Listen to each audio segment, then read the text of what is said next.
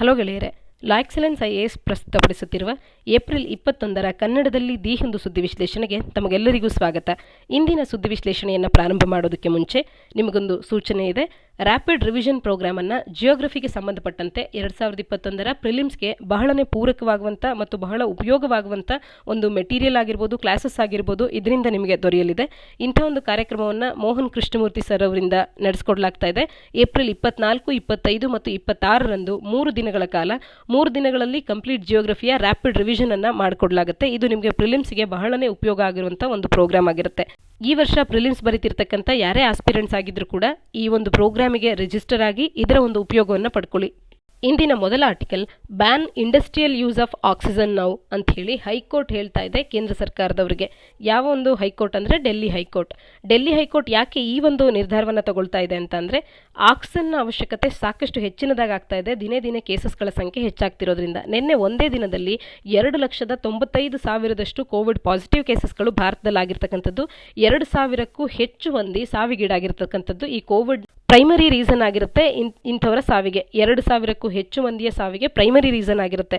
ಇವಾಗ ನಮ್ಮ ಸರ್ಕಾರ ಕೊಡ್ತಿರ್ತಕ್ಕಂಥ ಯಾವುದೇ ಒಂದು ಡೇಟಾವನ್ನು ನೋಡಿದಾಗ ಇಲ್ಲಿ 100 ಮಂದಿ ಕೋವಿಡ್ನಿಂದ ಸಾವಿಗೀಡಾಗ್ತಾರೆ ಅಂದರೆ ಕೋವಿಡ್ನಿಂದ ಸಾವಿಗೀಡಾಗಿರ್ತಕ್ಕಂಥವರು ಹೆಚ್ಚಿನ ಮಂದಿಯೇ ಇರ್ತಾರೆ. ಆದರೆ ಕೋವಿಡ್ನಿಂದಲೇ ಸಾವಿಗೀಡಾಗ್ತಾರೆ ಅಂತ ಸರ್ಕಾರ ಕನ್ಸಿಡರ್ ಮಾಡೋದು ಯಾರನ್ನ ಅಂತ ಅಂದರೆ, ಡಾಕ್ಟರ್ಸ್ಗಳು ನೀಡುವಂಥ ಸರ್ಟಿಫಿಕೇಷನಲ್ಲಿ ಇವರು ಕೋವಿಡ್ನಿಂದ ಸಾವಿಗೀಡಾಗಿದ್ದಾರೆ, ಕೋವಿಡ್ ಅನ್ನುವಂಥದ್ದು ಇವರ ಸಾವಿನಲ್ಲಿ ಪ್ರೈಮರಿ ರೀಸನ್ ಆಗಿದೆ ಅನ್ನುವಂಥವ್ರಿಗೆ ಮಾತ್ರವೇ ಕನ್ಸಿಡರ್ ಮಾಡಲಾಗುತ್ತೆ ಇವರು ಕೋವಿಡ್ನಿಂದ ಸಾವಿಗೀಡಾಗಿರ್ತಕ್ಕಂಥವ್ರು ಅಂತ ಹೇಳಿ. ಆದರೆ ಈ ಕೋವಿಡ್ ಬಂದಿದ್ದರಿಂದಾಗಿ ಅದು ನಮ್ಮ ದೇಹದ ಯಾವುದೋ ಇನ್ನೊಂದು ಭಾಗಕ್ಕೆ ಅಫೆಕ್ಟ್ ಮಾಡಿ ಅದರಿಂದ ಇನ್ಯಾವುದೇ ತೊಂದರೆಗಳಾಗಿ ಅದರಿಂದ ಸಾವಿಗೀಡಾದ್ರು ಅಂತಂದರೆ ಕೋವಿಡ್ ಅನ್ನು ಸೆಕೆಂಡರಿ ರೀಸನ್ ಅಂತ ಹೇಳಿ ಕನ್ಸಿಡರ್ ಮಾಡ್ತಾರೆ.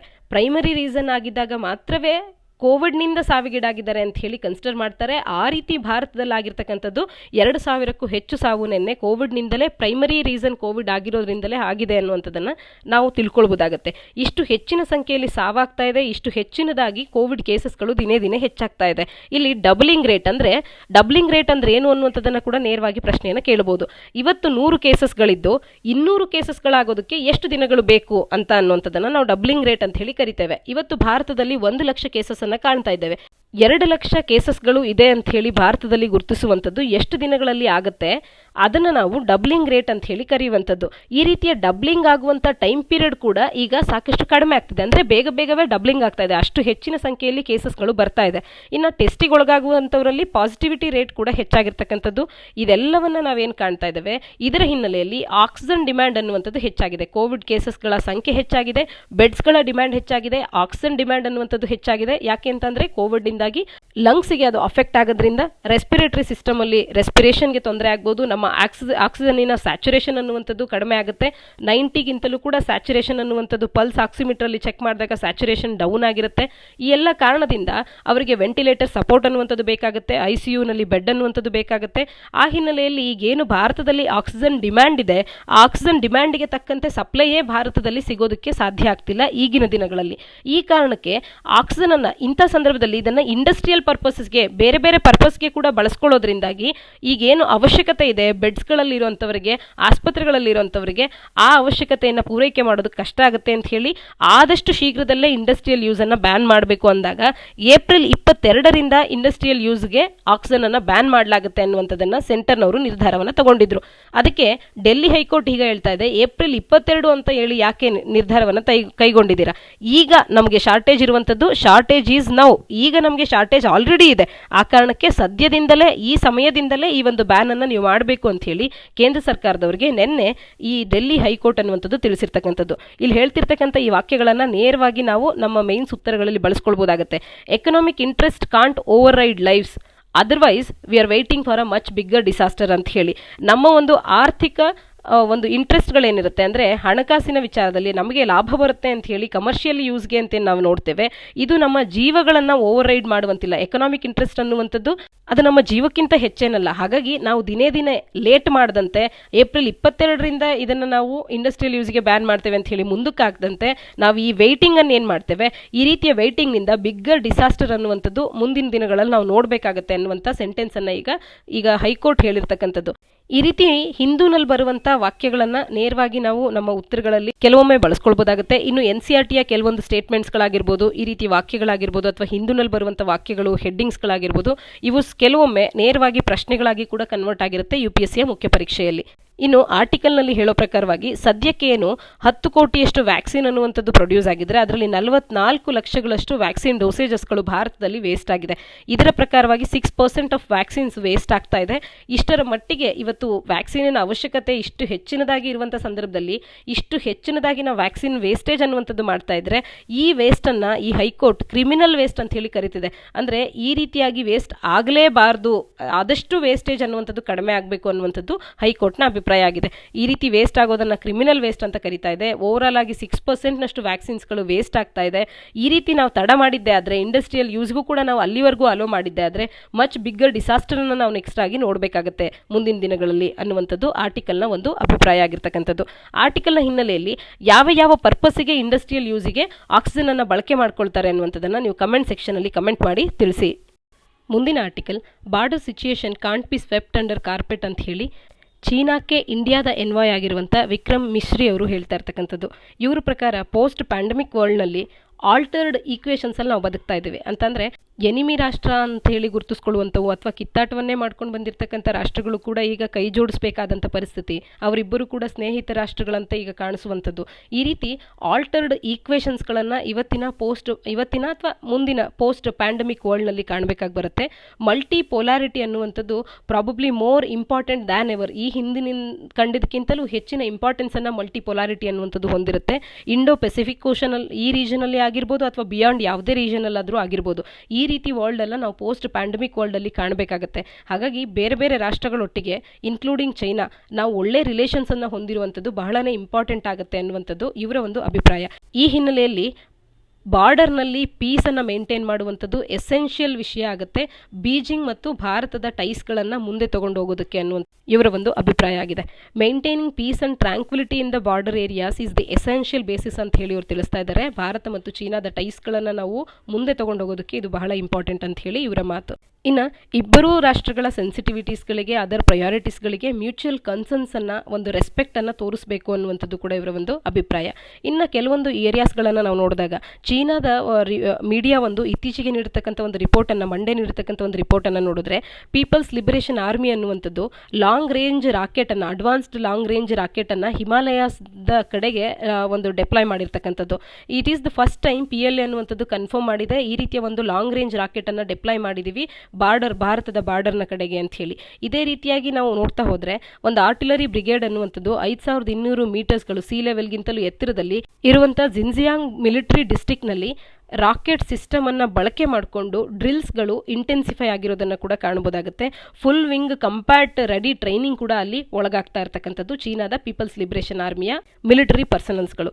ಹೀಗಾಗಿ ಈ ರೀತಿ ಏನಾದರೂ ಒಂದು ವೇಳೆ ಚೀನಾ ಮುಂದಿನ ದಿನಗಳಲ್ಲೂ ಕೂಡ ಬಾರ್ಡರ್ ಇಶ್ಯೂವನ್ನು ದೊಡ್ಡದು ಮಾಡ್ತಾ ಬಂದು ಭಾರತದೊಟ್ಟಿಗೆ ಒಂದು ರೀತಿಯ ತಿಕ್ಕಾಟವನ್ನೇ ಮುಂದುವರಿಸ್ತಾ ಹೋದರೆ ಮುಂದಿನ ದಿನಗಳಲ್ಲಿ ಬೀಜಿಂಗ್ ಮತ್ತು ಭಾರತದ ನಡುವಿನ ಟೈಸ್ಗಳನ್ನು ಮುಂದೆ ತಗೊಂಡೋಗೋದು ಬಹಳನೇ ಕಷ್ಟ ಆಗುತ್ತೆ. ಈ ರೀತಿಯ ಮಲ್ಟಿ ಪೊಲಾರಿಟಿ ಅನ್ನುವಂಥದ್ದು ಹೆಚ್ಚಿಗೆ ಇಂಪಾರ್ಟೆನ್ಸನ್ನು ಪಡೀತಿರ್ತಕ್ಕಂಥ ಪೋಸ್ಟ್ ಪ್ಯಾಂಡಮಿಕ್ ವರ್ಲ್ಡ್ನಲ್ಲಿ ನಮ್ಮ ನಡುವೆ ಇರ್ತಕ್ಕಂಥ ಇಶ್ಯೂಸ್ಗಳನ್ನು ನಾವು ರೆಸಾಲ್ವ್ ಮಾಡ್ಕೊಳ್ಬೇಕು. ಬಾರ್ಡರ್ನಲ್ಲಿ ಪೀಸನ್ನು ಮೇಂಟೈನ್ ಮಾಡುವಂಥದ್ದು ನಮ್ಮ ಮುಖ್ಯವಾದಂಥ ಗುರಿಯಾಗಿರಬೇಕು ಅನ್ನುವಂಥದ್ದು ಇವರ ಒಂದು ಅಭಿಪ್ರಾಯ ಆಗಿರ್ತಕ್ಕಂಥದ್ದು. ಮುಂದಿನ article remove offending online content ಅಂತ ಹೇಳಿ ಡೆಲ್ಲಿಯ ಹೈಕೋರ್ಟ್ ಮಾಡಿರ್ತಕ್ಕಂಥ ಒಂದು ತೀರ್ಪಿನ ಬಗ್ಗೆ ಈ ಒಂದು ಆರ್ಟಿಕಲನ್ನು ನಾವು ನೋಡೋಣ.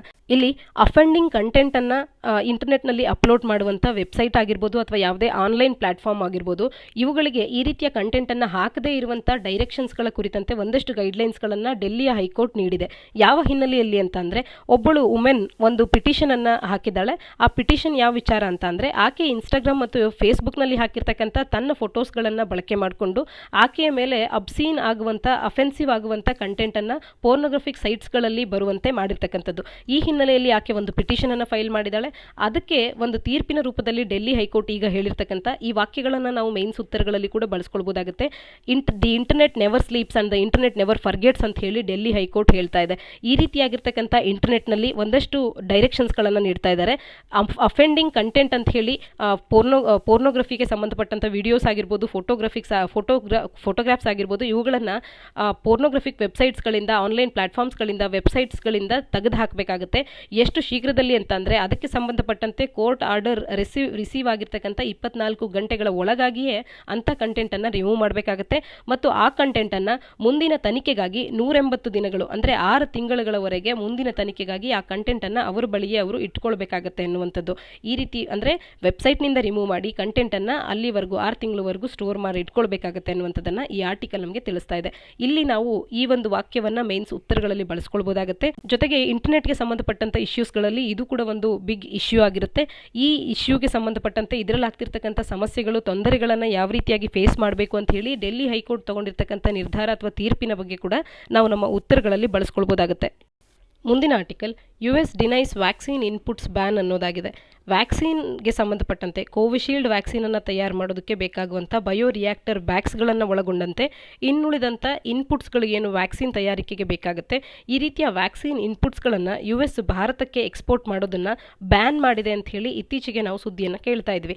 ಆದರೆ ಈ ಬ್ಯಾನ್ನ ಕುರಿತಂತೆ ಯುಎಸ್ನ ಒಂದು ಅಫಿಷಿಯಲ್ ಸ್ಟೇಟ್ಮೆಂಟ್ ಏನು ಅಂತಂದರೆ, US ಅನ್ನುವಂಥದ್ದು ಡಿನೈ ಮಾಡ್ತಾ ಇದೆ, ಈ ರೀತಿಯ ಯಾವುದೇ ಬ್ಯಾನನ್ನು ನಾವು ಮಾಡಿಲ್ಲ ಅನ್ನುವಂಥ US ತಿಳಿಸ್ತಾ ಇರತಕ್ಕಂಥದ್ದು. ಕೋವಿಶೀಲ್ಡ್ ಮೇಕರ್ ಆಗಿರುವಂಥ serum institute of India appeal ಮಾಡಿತ್ತು ಬಿಡನ್ ಸರ್ಕಾರಕ್ಕೆ. ಈ ರಾ ಮೆಟೀರಿಯಲ್ ಅನ್ನು ಏನು ಎಕ್ಸ್ಪೋರ್ಟ್ ಮಾಡ್ತಿದ್ದಾರೆ ಆ ಒಂದು ಎಂಬಾರ್ಗೋ ಏನಿದೆ ಅದನ್ನು ಲಿಫ್ಟ್ ಮಾಡಬೇಕು ಅಂತ ಹೇಳಿ, ಅದ್ರ ಮೇಲೆ ಹಾಕಿರ್ತಕ್ಕಂಥ ಬ್ಯಾನ್ ಅನ್ನು ಲಿಫ್ಟ್ ಮಾಡಿ ಅಂತ ಹೇಳಿ. ಅದಕ್ಕೆ ಬಿಡನ್ ಸರ್ಕಾರ ಹೇಳ್ತಾ ಇದೆ, ಈ ರೀತಿಯ ಔಟ್ರೈಟ್ ಬ್ಯಾನ್ಸ್ ಅನ್ನು ವ್ಯಾಕ್ಸಿನ್ ರಾ ಮೆಟೀರಿಯಲ್ಸ್ಗಳ ಮೇಲೆ US ಮಾಡೇ ಇಲ್ಲ, ಹಾಗಾಗಿ ಇದನ್ನು ಲಿಫ್ಟ್ ಮಾಡುವಂಥ ಪ್ರಶ್ನೆಯೇ ಇಲ್ಲ ಅನ್ನುವಂಥದ್ದು. US ಹೇಳ್ತಾ ಇರೋ ಪ್ರಕಾರ ಬಿಡನ್ ಹ್ಯಾರಿಸ್ ಅವರ ಅಡ್ಮಿನಿಸ್ಟ್ರೇಷನಿನ ಟಾಪ್ ಪ್ರಿಯಾರಿಟಿ ಅನ್ನುವಂಥದ್ದು ಈ ಪ್ಯಾಂಡಮಿಕ್ ಅನ್ನು ಎಂಡ್ ಮಾಡುವಂಥದ್ದು ಮತ್ತು ಲೈಫ್ಸ್ಗಳನ್ನು ಸೇವ್ ಮಾಡುವಂಥದ್ದು. ಯುನೈಟೆಡ್ ಸ್ಟೇಟ್ಸ್ ಅನ್ನುವಂಥದ್ದು ಯಾವುದೇ ರೀತಿಯಾದಂಥ ಈ ರೀತಿಯ ಬ್ಯಾನ್ಸ್ಗಳನ್ನು ವ್ಯಾಕ್ಸಿನ್ಸ್ಗಳಾಗಿರ್ಬೋದು, ವ್ಯಾಕ್ಸಿನ್ ಇನ್ಪುಟ್ಸ್ಗಳಾಗಿರ್ಬೋದು, ಇವುಗಳ ಒಂದು ಎಕ್ಸ್ಪೋರ್ಟ್ನ ಮೇಲೆ ಹಾಕಿಲ್ಲ ಅನ್ನುವಂಥದ್ದು ಅವರ ಒಂದು ಸ್ಪಷ್ಟ ನಿಲುವಾಗಿದೆ. US ಅನ್ನುವಂಥದ್ದು major source of these raw materials ಆಗಿದೆ. ರಿಪೋರ್ಟ್ಗಳು US ನಲ್ಲೂ ಕೂಡ ಇವುಗಳ ಶಾರ್ಟೇಜ್ ಬರ್ಬೋದು ಅನ್ನುವಂಥದ್ದನ್ನು ರಿಪೋರ್ಟ್ ಮಾಡ್ತಾ ಇದ್ರು ಕೂಡ US ಡಿಫೆನ್ಸ್ ಪ್ರೊಡಕ್ಷನ್ ಆ್ಯಕ್ಟನ್ನೇ ಬದಲು ಮಾಡಬೇಕು, ಆ ಆ್ಯಕ್ಟನ್ನು ಎಮರ್ಜೆನ್ಸಿ ಲೆಜಿಸ್ಲೇಷನ್ಗೆ ಒಳಪಡಿಸಿ ಫೆಡರಲ್ ಗೌರ್ಮೆಂಟಿನ ಪರ್ಚೇಸ್ ಅಥವಾ ಆರ್ಡರ್ಗಳಿಗಾಗಿ, ಅವುಗಳ ಪರ್ಚೇಸ್ ಆರ್ಡರ್ಸ್ಗಳಿಗಾಗಿ ಹೆಚ್ಚಿನ ಪ್ರಾಮುಖ್ಯತೆಯನ್ನು ನೀಡುವಂತೆ ಡೊಮೆಸ್ಟಿಕ್ ಮ್ಯಾನುಫ್ಯಾಕ್ಚರರ್ಸ್ಗಳು ಹೆಚ್ಚಿನದಾಗಿ ಇವುಗಳ ಪ್ರೊಡಕ್ಷನನ್ನು ಮಾಡಲಿ ಅಂತ ಹೇಳಿ ಎಮರ್ಜೆನ್ಸಿ ಲೆಜಿಸ್ಲೇಷನ್ ಅನ್ನು ಕೂಡ ತಂದಿರತಕ್ಕಂಥದ್ದು. ಯುನೈಟೆಡ್ ಸ್ಟೇಟ್ಸ್ ಅನ್ನುವಂಥದ್ದು ಕ್ಲಿಯರ್ಲಿ ಕಮಿಟೆಡ್ ಆಗಿದೆ. ಇರುವಂಥ ಎಲ್ಲ ಅವೈಲಬಲ್ ಟೂಲ್ಸ್ಗಳನ್ನು ಬಳಕೆ ಮಾಡಿಕೊಂಡು, ಡಿಫೆನ್ಸ್ ಪ್ರೊಡಕ್ಷನ್ ಆ್ಯಕ್ಟನ್ನು ಕೂಡ ಬಳಕೆ ಮಾಡಿಕೊಂಡು ಡೊಮೆಸ್ಟಿಕ್ ವ್ಯಾಕ್ಸಿನನ್ನು ಮ್ಯಾನುಫ್ಯಾಕ್ಚರಿಂಗನ್ನು ಎಕ್ಸ್ಪ್ಯಾಂಡ್ ಮಾಡುವಂಥದ್ದು ಮತ್ತು ಸಪ್ಲೈಸ್ಗಳನ್ನು ಪ್ರಯಾರಿಟೈಸ್ ಮಾಡಿ ಸಪ್ಲೈ ಮಾಡುವಂಥದ್ದು ಮತ್ತು ವ್ಯಾಕ್ಸಿನ್ ಪ್ರೊಡಕ್ಷನಲ್ಲಿರ್ತಕ್ಕಂಥ ಎಲ್ಲ ಬಾಟಲ್ ನೆಕ್ಸ್ಗಳನ್ನು ಆದಷ್ಟು ಶೀಘ್ರದಲ್ಲಿ ಅಡ್ರೆಸ್ ಮಾಡುವಂಥದ್ದು, ಇವೆಲ್ಲವೂ ಅವರ ಮುಂದಿರ್ತಕ್ಕಂಥ ಮುಖ್ಯವಾದಂಥ ಗುರಿಗಳಾಗಿಯೇ ಹೊರತು ಈ ರೀತಿಯ ಒಂದು ಎಕ್ಸ್ಕ್ಲೂಸಿವ್ ವ್ಯಾಕ್ಸಿನ್ ಎಕ್ಸ್ಪೋರ್ಟ್ಸ್ಗಳ ಬ್ಯಾನನ್ನು ಮಾಡಿಲ್ಲ, ಔಟ್ರೈಟ್ ಬ್ಯಾನ್ ಅನ್ನುವಂಥದ್ದು ಆಗಿಲ್ಲ ಅನ್ನುವಂಥದ್ದು ಅವರ ಒಂದು ಸ್ಪಷ್ಟ ನಿಲುವಾಗಿದೆ. ಮುಂದಿನ article Sri Lanka India travel bubble ಅನ್ನುವಂಥದ್ದು ಡಿಲೇ ಆಗಿದೆ ಅನ್ನುವಂಥದ್ದನ್ನು ಆರ್ಟಿಕಲ್ ತಿಳಿಸ್ತಾ ಇದೆ. ಈಗ ಭಾರತದಲ್ಲಿ ಕೇಸಸ್ಗಳ ಸಂಖ್ಯೆ ಹೆಚ್ಚಾಗ್ತಾ ಇರೋದ್ರಿಂದ when things get better in India, ಆಗ ಈ ರೀತಿಯ ಒಂದು ಟ್ರಾವೆಲ್ ಬಬಲನ್ನು ಕ್ರಿಯೇಟ್ ಮಾಡೋದ್ರ ಬಗ್ಗೆ, ಲಾಂಚ್ ಮಾಡೋದ್ರ ಬಗ್ಗೆ ಮುಂದಿನ ದಿನಗಳಲ್ಲಿ ಯೋಚನೆ ಮಾಡ್ತೇವೆ ಅಂತ ಹೇಳಿ ಶ್ರೀಲಂಕಾದ ಒಂದು ನಿರ್ಧಾರ ಆಗಿದೆ. ಶ್ರೀಲಂಕಾ ಅಲ್ಲಿನ ಒಂದು ಟೂರಿಸಂ ಸೆಕ್ಟರ್ನಿಂದ ಅವರಿಗೆ ಮುಖ್ಯವಾಗಿ ಒಂದು ಫಾರಿನ್ ಎಕ್ಸ್ಚೇಂಜ್ ಅನ್ನುವಂಥದ್ದನ್ನು ಅವರು ಅರ್ನ್ ಮಾಡೋದಕ್ಕಿರುವಂಥ ಒಂದು ಮುಖ್ಯವಾದ ಸೆಕ್ಟರ್ ಅವರಿಗೆ ಟೂರಿಸಂ ಸೆಕ್ಟರ್ ಆಗಿರುತ್ತೆ. ಈ ಕೋವಿಡ್ನ ಹಿನ್ನೆಲೆಯಲ್ಲಿ ಟ್ರಾವೆಲ್ ರಿಸ್ಟ್ರಿಕ್ಷನ್ಸು ಇವೆಲ್ಲ ಇರೋದ್ರಿಂದಾಗಿ ಇವುಗಳು ಹೆಚ್ಚಾಗಿದ್ದೇ ಆದಲ್ಲಿ ಅವರಿಗೆ ಮುಖ್ಯವಾಗಿ ಏನು ಫಾರಿನ್ ಎಕ್ಸ್ಚೇಂಜನ್ನು ತರುವಂಥ ಒಂದು ಸೋರ್ಸ್ ಇದೆ, ಆ ಒಂದು ಸೋರ್ಸನ್ನು ಅವರು ಮುಚ್ಚಿದಂತಾಗುತ್ತೆ. ಇದರಿಂದಾಗಿ ಟೂರಿಸಮನ್ನು ಆದಷ್ಟು ಶೀಘ್ರದಲ್ಲಿ ಫೇಸಸ್ಗಳಲ್ಲಿ, ಮೊದಲ ಫೇಸ್ನಲ್ಲಿ ಇಷ್ಟು, ನಂತರದಲ್ಲಿ ಇಷ್ಟು ಅಂತ ಹೇಳಿ ಫೇಸಸ್ಗಳಲ್ಲಿ ಸೆಕ್ಟರ್ ವೈಸ್ನಲ್ಲಿ ಅವುಗಳನ್ನು ಪ್ರಾರಂಭ ಮಾಡಬೇಕು ಮುಂದಿನ ದಿನಗಳಲ್ಲಿ ಆದಷ್ಟು ಶೀಘ್ರದಲ್ಲಿ ಅಂತ ಹೇಳಿ ಶ್ರೀಲಂಕಾ ಅದಕ್ಕೆ ಪ್ರಿಪೇರ್ ಆಗ್ತಾ ಇದೆ. ಈ ವಿಚಾರದಲ್ಲಿ ಟ್ರಾವೆಲ್ ಬಬಲನ್ನು ಏನು ಭಾರತದೊಟ್ಟಿಗೆ ಮಾಡ್ಕೊಳ್ಬೇಕು ಅಂತ ಹೇಳಿ ಶ್ರೀಲಂಕಾದ ನಿರ್ಧಾರ ಆಗಿತ್ತು. ಈ ಟ್ರಾವೆಲ್ ಬಬಲನ್ನು ಕ್ರಿಯೇಟ್ ಮಾಡೋದ್ರ ವಿಚಾರದಲ್ಲಿ ಡಿಲೇಯನ್ನು ನಾವು ಕಾಣಬಹುದಾಗುತ್ತೆ. ಈ ಬಬಲನ್ನು ಲಾಂಚ್ ಮಾಡೋದ್ರ ವಿಚಾರವನ್ನು ಮುಂದಿನ ದಿನಗಳಲ್ಲಿ ನೋಡಬಹುದು ಅಂತ ಹೇಳಿ ಶ್ರೀಲಂಕಾ ತಿಳಿಸ್ತಾ ಇರ್ತಕ್ಕಂಥದ್ದು. ಶ್ರೀಲಂಕಾಕ್ಕೆ ಬರುವಂಥ ಟೂರಿಸ್ಟ್ಗಳಲ್ಲಿ India accounts for one of the highest sources of tourist in Sri Lanka ಅಂತಾನೆ ಹೇಳ್ತಾ ಇದ್ದಾರೆ. ಇಲ್ಲಿ ಮಾರ್ಚ್ನಲ್ಲಿ ಕೋವಿಡ್-19 ಪ್ಯಾಂಡಮಿಕ್ ಔಟ್ಬ್ರೇಕ್ ಆಗಿದ್ರಿಂದ ಆಗ ಕ್ಲೋಸ್ ಮಾಡಿದಂಥ ಈ ಒಂದು ಬಾರ್ಡರ್ ಅನ್ನ ಡಿಸೆಂಬರ್ನಲ್ಲಿ ಮತ್ತೆ ರಿಓಪನ್ ಮಾಡಲಾಗಿತ್ತು. ಅರೈವಲ್ಗಾಗಿರ್ಬೋದು ಮತ್ತು ಟೆಸ್ಟಿಂಗಿಗಾಗಿರ್ಬೋದು, ಕ್ವಾರಂಟೈನ್ ಆಗಿರ್ಬೋದು, ಟ್ರಾವೆಲ್ಗಾಗಿರ್ಬೋದು, ಇವೆಲ್ಲದಕ್ಕೂ ಕೂಡ ಪ್ರಾಪರ್ ಆದಂಥ ಒಂದು ಪ್ರೋಟೋಕಾಲನ್ನು ತರೋದ್ರ ಮುಖಾಂತರವಾಗಿ ಅವರು ಏನು ಬ್ಯಾನನ್ನು ಅಥವಾ ಕ್ಲೋಸ್ ಮಾಡಿದ್ರು ಅವರ ಒಂದು ಬಾರ್ಡರನ್ನು, ಅದನ್ನು ಡಿಸೆಂಬರ್ನಲ್ಲಿ ಮತ್ತೆ ರಿಓಪನ್ ಮಾಡುವಂಥ ಕಾರ್ಯವನ್ನು ಮಾಡಿದರು. ಇದರಿಂದಾಗಿ ಗ್ರ್ಯಾಜುಯಲ್ ಇನ್ಕ್ರೀಸ್ ಅನ್ನುವಂಥದ್ದು ಕಳೆದ 4 ತಿಂಗಳುಗಳಲ್ಲಿ ಈ ಟೂರಿಸಂ ಸೆಕ್ಟರ್ನಲ್ಲಿ ಶ್ರೀಲಂಕಾದಲ್ಲಿ ಆಗಿದ್ದಂಥದ್ದು. ಮಾರ್ಚ್ ಒಂದೇ ತಿಂಗಳಲ್ಲಿ ಸೆಲೆಕ್ಟೆಡ್ ಕಂಟ್ರೀಸ್ಗಳಿಂದ 4,500 ಟೂರಿಸ್ಟ್ಗಳು ಶ್ರೀಲಂಕಾಕ್ಕೆ ಭೇಟಿ ನೀಡಿರ್ತಕ್ಕಂಥದ್ದು. ಆದರೆ ಪ್ಯಾಂಡಮಿಕ್ ಹಿಟ್ ಆಗೋದಕ್ಕೆ ಮುಂಚೆ ಶ್ರೀಲಂಕಾ ಅನ್ನುವಂಥದ್ದು 2,28,434 ಟೂರಿಸ್ಟ್ಗಳನ್ನು ಜನವರಿ 2020 ಒಂದೇ ತಿಂಗಳಲ್ಲಿ ಕಂಡಿದ್ದಂಥದ್ದು. ಹೈಯೆಸ್ಟ್ ಪರ್ಸೆಂಟೇಜ್ ಆಫ್ ಅರೈವಲ್ಸ್ ಅನ್ನುವಂಥದ್ದು ಭಾರತದಿಂದಲೇ ಆಗುತ್ತೆ. 18% ಭಾರತದಲ್ಲೇ ಆಗುವಂಥ ಒಂದು ಪರ್ಸೆಂಟೇಜ್ ಆಗಿರುತ್ತೆ. ಈ ಕಾರಣದಿಂದಾಗಿ ಶ್ರೀಲಂಕಾದ ಟೂರಿಸಂ ಸೆಕ್ಟರ್ನ ಮೇಲೆ ಭಾರತದ ಮತ್ತು ಭಾರತೀಯರ ಕೊಡುಗೆ ಸಾಕಷ್ಟಿದೆ ಅಂತಲೇ ಹೇಳ್ಬೋದು. ಮತ್ತು ಈ ಟೂರಿಸಂ ಸೆಕ್ಟರ್ ಅನ್ನುವಂಥದ್ದು ಅವರಿಗೆ ಮೇಜರ್ ಫಾರಿನ್ ಎಕ್ಸ್ಚೇಂಜ್ಗಳನ್ನು ತರುವಂಥ ಅರ್ನರ್ ಆಗಿ ಕೂಡ ಕಾರ್ಯ ಮಾಡುವಂಥ ಒಂದು ಕ್ಷೇತ್ರ ಆಗಿರುತ್ತೆ. ಈ ಎಲ್ಲ ಕಾರಣದಿಂದ ಟ್ರಾವೆಲನ್ನು ಸೇಫ್ ಆಗಿ ಮಾಡಬೇಕು ಅನ್ನುವಂಥದ್ದು ಅವರ ಅಭಿಪ್ರಾಯ. ಈ ಕಾರಣಕ್ಕೆ ಟ್ರಾವೆಲ್ ಬಬಲ್ ಅನ್ನು ಮಾಡಬೇಕು ಅಂತಿದ್ರು. ಆದರೆ ಆ ಟ್ರಾವೆಲ್ ಬಬಲ್ ಅನ್ನು ಸದ್ಯಕ್ಕೆ ಡಿಲೇ ಮಾಡ್ತಾ ಇದ್ದಾರೆ. ಇಂಡಿಯಾದಲ್ಲಿ ಥಿಂಗ್ಸ್ ಬೆಟರ್ ಆಗೋವರೆಗೂ ಈ ಟ್ರಾವೆಲ್ ಬಬಲ್ ಅನ್ನು ಡಿಲೇ ಮಾಡ್ತಾ ಇರ್ತಕ್ಕಂಥದ್ದು.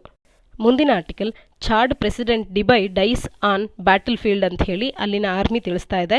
ಚಾಡ್ ರಾಷ್ಟ್ರದ ಪ್ರೆಸಿಡೆಂಟ್ ಯಾರು ಅಥವಾ ಇತ್ತೀಚೆಗೆ ನಿಧನರಾದಂಥ ಇಡ್ರಿಸ್ ಡೆಬಿ ಅವರು ಯಾವ ಒಂದು ಕ್ಷೇತ್ರಕ್ಕೆ ಸಂಬಂಧಪಟ್ಟಿದ್ದಂಥವರು ಅಥವಾ ಚಾಡ್ ರಾಷ್ಟ್ರದ ಇತ್ತೀಚೆಗೆ ನಿಧನರಾದಂಥ ಚಾಡ್ ರಾಷ್ಟ್ರದ ಪ್ರೆಸಿಡೆಂಟ್ ಯಾರು ಅನ್ನುವಂಥ ಪ್ರಶ್ನೆಯನ್ನು ನೇರವಾಗಿ KPSC ಪರೀಕ್ಷೆಗಳಲ್ಲಿ ಕೇಳಬಹುದಾಗಿರುತ್ತೆ. ಹಾಗಾಗಿ ಇದೊಂದು ಫ್ಯಾಕ್ಟ್ ಅನ್ನುವಂಥದ್ದು ನಿಮಗೆ ನೆನಪಿರಬೇಕು.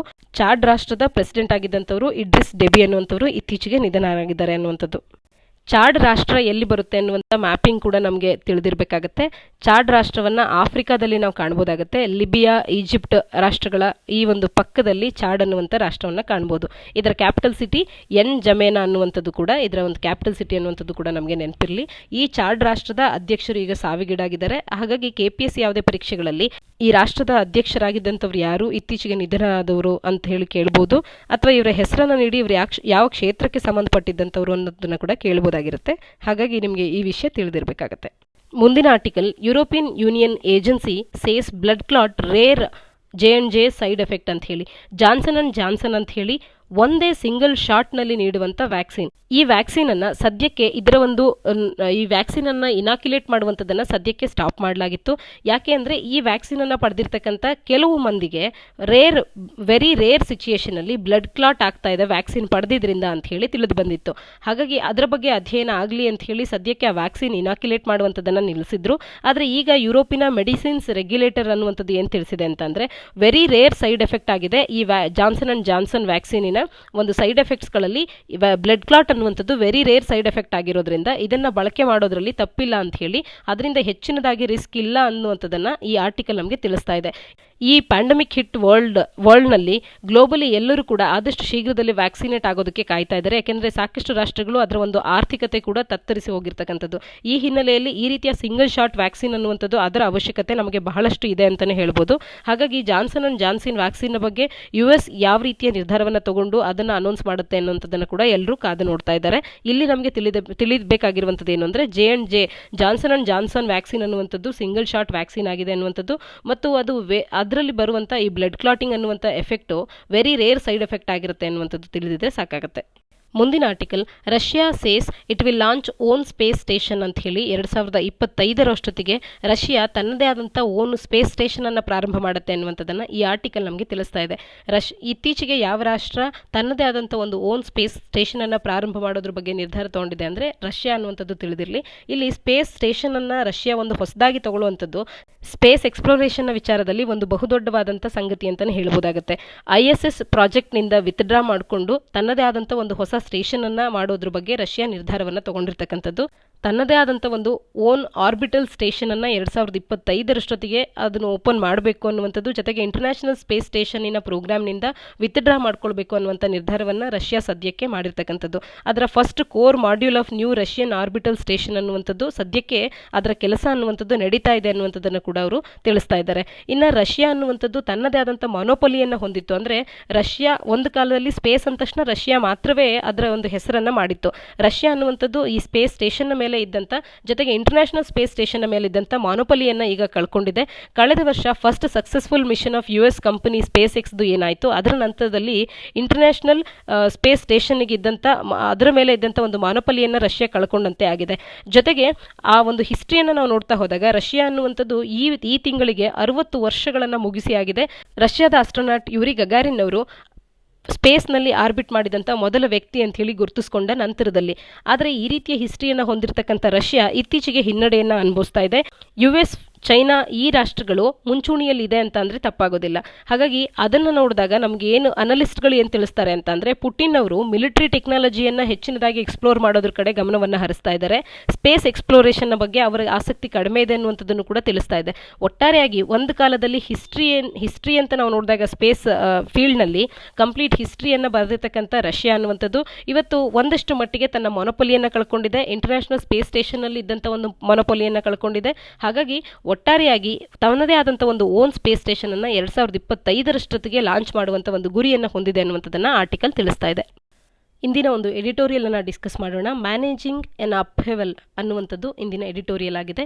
ಇದರಲ್ಲಿ ಕೋವಿಡ್-19 ಭಾರತದಲ್ಲಿ ಕೋವಿಡ್-19ಗೆ ವ್ಯಾಕ್ಸಿನೇಷನನ್ನು ಯೂನಿವರ್ಸಲ್ ವ್ಯಾಕ್ಸಿನೇಷನನ್ನು ಭಾರತದಲ್ಲಿ ಮಾಡೋದ್ರ ಬಗ್ಗೆ ಡಿಸ್ಕಸ್ ಮಾಡಲಾಗ್ತದೆ. ಯೂನಿವರ್ಸಲ್ ವ್ಯಾಕ್ಸಿನೇಷನ್ ಅನ್ನುವಂಥದ್ದು ಒಂದು ನೆಸಸರಿ ಗೋಲ್ ಆಗಿದೆ. ಆದರೆ ಇಂಡಿಯಾ ಅನ್ನುವಂಥದ್ದು ಅದನ್ನು ಅಚೀವ್ ಮಾಡೋದ್ರಲ್ಲಿ ಸಾಕಷ್ಟು ದೂರದಲ್ಲಿದೆ ಅನ್ನುವಂಥದ್ದು ಲೇಖಕರ ಅಭಿಪ್ರಾಯ ಆಗಿದೆ. ಕಾಂಬಿನೇಷನ್ ಆಫ್ ಪ್ಯಾನಿಕ್ ಅನ್ನುವಂಥದ್ದು, ಪಬ್ಲಿಕ್ ಪ್ರೆಷರ್ ಅನ್ನುವಂಥದ್ದು ಇದನ್ನು ನಾವು ಕಾಣ್ಬೋದಾಗುತ್ತೆ. ಇವತ್ತಿನ ಈ ಮ್ಯಾಗ್ನಿಟ್ಯೂಡ್ ಆಫ್ ಕ್ರೈಸಿಸನ್ನು ನಾವು ನೋಡಿದಾಗ ಭಾರತದಲ್ಲಿ ಅತಿ ಹೆಚ್ಚಿನ ಮಟ್ಟದಲ್ಲಿ ಈ ರೀತಿಯ ಪಬ್ಲಿಕ್ ಪ್ರೆಷರನ್ನು, ಪ್ಯಾನಿಕ್ನೆಸ್ ಅನ್ನು ನಾವು ಕಾಣ್ತಾ ಇದ್ದೇವೆ. ಅಬೌವ್ 18 ಇಯರ್ಸ್ ಎಲ್ಲರಿಗೂ ಕೂಡ ವ್ಯಾಕ್ಸಿನೇಟ್ ಮಾಡುವಂಥ ಒಂದು ನಿರ್ಧಾರವನ್ನು May 1 ಮಾಡಬೇಕು ಅನ್ನುವಂಥ ಒಂದು ನಿರ್ಧಾರವನ್ನು ಈಗ ಕೇಂದ್ರ ಸರ್ಕಾರ ತಗೊಂಡಿದ್ರೂ ಕೂಡ ಭಾರತದಲ್ಲಿ ಏನು ನಮ್ಮಲ್ಲಿರ್ತಕ್ಕಂಥ ವ್ಯಾಕ್ಸಿನ್ ಡೋಸಸ್ಗಳ ಸಂಖ್ಯೆ ಇದೆ ಅದು ಸಾಕಷ್ಟು ಕಡಿಮೆ ಇದೆ. ಆದರೆ ಡಿಸೆಂಬರ್ನಲ್ಲಿ ನಮ್ಮ ಭಾರತದ ಪ್ರಯಾರಿಟಿ ಏನಾಗಿತ್ತು ಅಂತ ಅಂದರೆ 300 ಮಿಲಿಯನ್ನಷ್ಟು ಮೋಸ್ಟ್ ವಲ್ನರಬಲ್ ಅಂತ ಹೇಳಿ ಏನು ಭಾರತದಲ್ಲಿ ಗುರುತಿಸ್ಕೊಳ್ತಾರೆ, ಅಂದರೆ 30 ಕೋಟಿಯಷ್ಟು ಮಂದಿ ಅವರೆಲ್ಲರನ್ನ ಇನಾಕ್ಯುಲೇಟ್ ಮಾಡುವಂಥದ್ದು ಆದಷ್ಟು ಶೀಘ್ರದಲ್ಲಿ ಮಾಡುವಂಥದ್ದು ಭಾರತದ ಒಂದು ಪ್ರಯಾರಿಟಿ ಆಗಿತ್ತು. 127 ಮಿಲಿಯನ್ ಡೋಸಸ್ಷ್ಟು ಇನಾಕ್ಯುಲೇಷನನ್ನು ಸದ್ಯಕ್ಕೆ ಮಾಡಲಾಗಿದೆ. ಅದರಲ್ಲಿ 45 ವರ್ಷದ ಮೇಲ್ಪಟ್ಟಂಥ ಹೆಲ್ತ್ ಕಂಡೀಷನ್ಸಲ್ಲಿ ತೊಂದರೆ ಇರುವಂಥವ್ರಿಗೂ ಕೂಡ ಈಗ ಇನಾಕ್ಯುಲೇಷನನ್ನು ಮಾಡಲಾಗಿದೆ. ಎಷ್ಟರ ಮಟ್ಟಿಗೆ ಅಂದರೆ 17 ಲಕ್ಷದಷ್ಟು ಮಂದಿ 45 ವರ್ಷ ಮೇಲ್ಪಟ್ಟು ಹೆಲ್ತ್ ಕಂಡೀಷನ್ಸ್ಗಳು ಇರುವಂಥವರಿಗೆ ಈಗ ಇನಾಕ್ಯುಲೇಷನನ್ನು ಮಾಡಲಾಗಿದೆ. ಇದು ಎಷ್ಟಾಗುತ್ತೆ ಅಂತ ಅಂದರೆ ಕೇವಲ 5% ಇಂಟೆಂಡೆಡ್ ಬೆನಿಫಿಷಿಯರೀಸ್ ಎಷ್ಟಿದ್ರೋ ಅದರಲ್ಲಿ ಕೇವಲ 5% ಒಂದು ಈಗ ಇನಾಕ್ಯುಲೇಷನನ್ನು ಮಾಡಲಾಗಿರ್ತಕ್ಕಂಥದ್ದು. ಇನ್ನು ಆಪ್ಟಿಮಿಸ್ಟಿಕ್ ಆಗಿ ನಾವು ಯೋಚನೆ ಮಾಡಿದ್ರು ಕೂಡ ಒಂದು ದಿನಕ್ಕೆ 3 ಮಿಲಿಯನ್ ಡೋಸೇಜಸ್ಗಳನ್ನು ನಾವು ನೀಡ್ತೇವೆ ಅಂತ ಅಂದರೂ ಕೂಡ 260 ದಿನಗಳಾದರೂ ಕನಿಷ್ಠ ಪಕ್ಷ ಬೇಕಾಗುತ್ತೆ ಭಾರತದಲ್ಲಿರ್ತಕ್ಕಂಥ ಎಲ್ಲ ಅಡಲ್ಟಿಗೆ ಅಟ್ಲೀಸ್ಟ್ ಒಂದು ಸಿಂಗಲ್ ಶಾಟ್ ಅನ್ನಾದರೂ ಕೂಡ ನೀಡ್ತೀವಿ ಅಂತ ಅಂದರೆ. 8 ತಿಂಗಳ ಹಿಂದೆ ಭಾರತದಲ್ಲಿ ಕೇಸಸ್ಗಳ ಸಂಖ್ಯೆ ಕಡಿಮೆ ಆಗ್ತಾ ಬಂದಿತ್ತು. ಆ ಸಂದರ್ಭದಲ್ಲಿ ಇಂಡಿಯಾದ ಲೀಡರ್ಶಿಪ್ ತಮಗೆ ತಾವೇ ಅಂದ್ಕೊಳ್ತಾ ಹೋದರು, ನಮ್ಮದೇ ಆದಂಥ ಓನ್ ಪಾಲಿಸಿ ಆ್ಯಕ್ಷನ್ಸ್ಗಳಿಂದಲೇ ನಮಗೆ ಆಗಬಹುದಾದಂಥ ಸೆಕೆಂಡ್ ವೇವ್ ಅನ್ನುವಂಥದ್ದು, ನಮ್ಮಲ್ಲಿ ಡೆವಸ್ಟೇಟಿಂಗ್ ಸೆಕೆಂಡ್ ವೇವ್ ಅನ್ನುವಂಥದ್ದು ಆಗೋದಿಲ್ಲ ಅಂತ ಹೇಳಿ ತಮಗೆ ತಾವೇ ಅಂದುಕೊಳ್ಳೋದ್ರ ಮುಖಾಂತರವಾಗಿ ತಮ್ಮದೇ ಆದಂಥ ಓನ್ ಪಾಲಿಸಿ ಆ್ಯಕ್ಷನ್ಸ್ಗಳನ್ನು ಅವ್ರು ತಗೊಳ್ತಾ ಹೋದರು. ಹಾಗಾಗಿ ಇದರಿಂದಾಗಿ ಯಾವುದೇ ಒಂದು ಎಕ್ಸ್ಪ್ಲನೇಷನ್ ಅವರಿಗೆ ಬೇಕಾಗಲಿಲ್ಲ.